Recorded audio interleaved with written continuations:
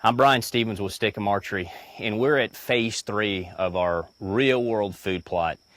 I want to walk you through where we've come up to this point. If you remember, stage 1 was really to identify the food plot, and we had Jay and Bill out here, and we walked you through this setup, and this part of the property is really being a great place for a food plot. We're about an acre, a little bit under. The next thing was we had the field bush hogged and then plowed.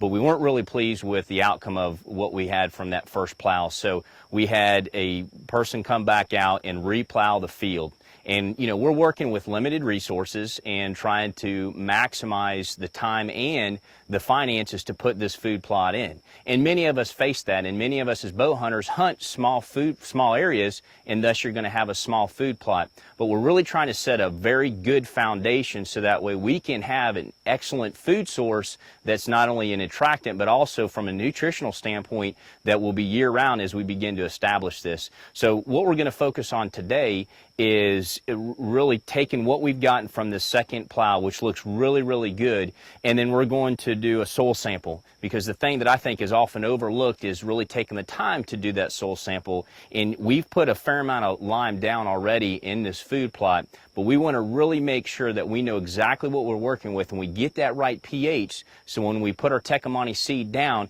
we're going to get as good of a yield as we possibly can for the time of what we put in from a work standpoint and also from a cost standpoint. So hang with us here, and I'm going to walk you through some steps on really taking a proper soil sample.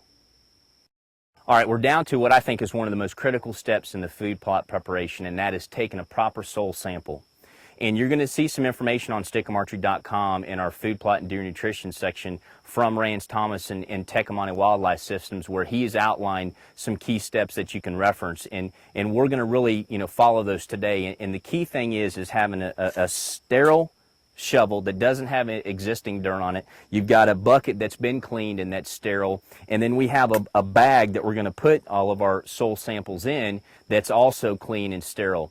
And something that you're going to see me do here in just a minute, and that is we're going to, Brad, if you'll just pan out here, we're going to take a sample and some divots from a number of different places within the food plot to ensure we get a good representation of what this pH looks like within our entire food plot. The thing I want you to keep in mind as we get our first divot here in soil sample, and that is you want to go about 6 to 8 inches deep as you get this soil and put it in your bucket. So we're going to dig down here.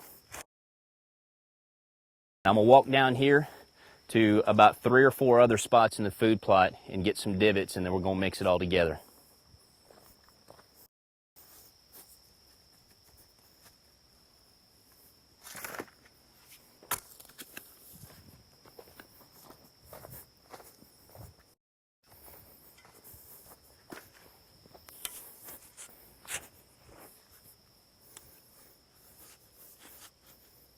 We're getting, as you can see, I'm getting a little bit of rained on, and we're trying to finish this up. But I've taken the different samples in the divots, I put them in the bucket, and I've mixed it all up, and I'm going to put them in my sterile bag. And then what I want you to do is to contact your local Ag Extension office, and for between $5 and $10, these folks will process this soil sample and help you identify the right pH.